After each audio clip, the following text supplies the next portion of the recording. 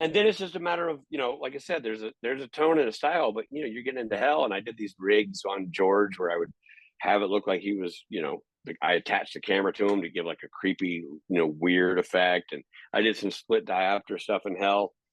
One of the things to think about, and if you go back and watch it after we talk, is hell was one hallway. I had one hallway to shoot for hell. Wow. So it looks like he's running all over Tarnation, but he's running back and forth in one hallway. And so I had to have a very specific plan on how to create chaos out of a straight line.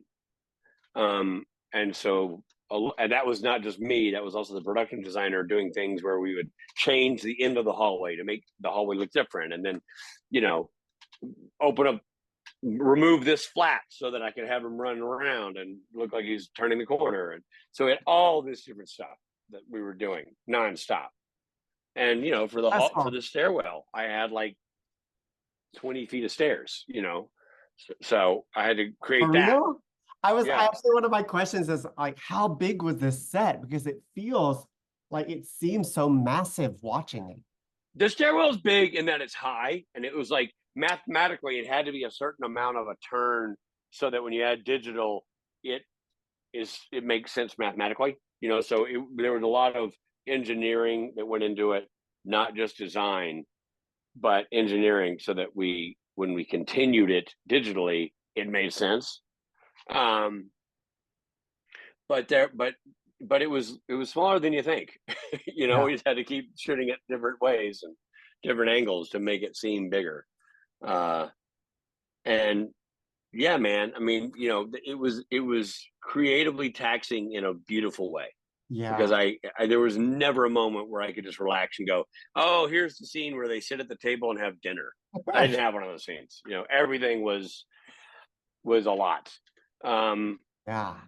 and yeah, man, it was just, I'm trying to think if there's something specific I was thinking of that. I had all those different rooms of hell. Like I Yeah. had, gluttony, and I had lust, and I had all these different, the hotel, lobby with everybody screaming and frozen. I had all this stuff. Um, and yeah, so it's just a lot. There's a lot to do all the time. Um, and it was really, really challenging and cool, but challenging being that with a capital C, you know. Yeah. So those sections of hell that you just mentioned, how specific was how specific was it in the script versus like, oh, I'm gonna put all these writhing people covered in blood together for lust? Like how That's much? in the script. I mean, it's like he's going through a room of, one room with people gorging themselves and barfing. One of the rooms is, people frozen and screaming when they hear the bell. One room is the uh the people, doing it in the blood. Yeah. And so that's all scripted. Then you have to figure out, how do I do that? Like, how do I, because we obviously, just from a logistical standpoint, you can't have people, you're going to the room clean and then they've got to barf. And,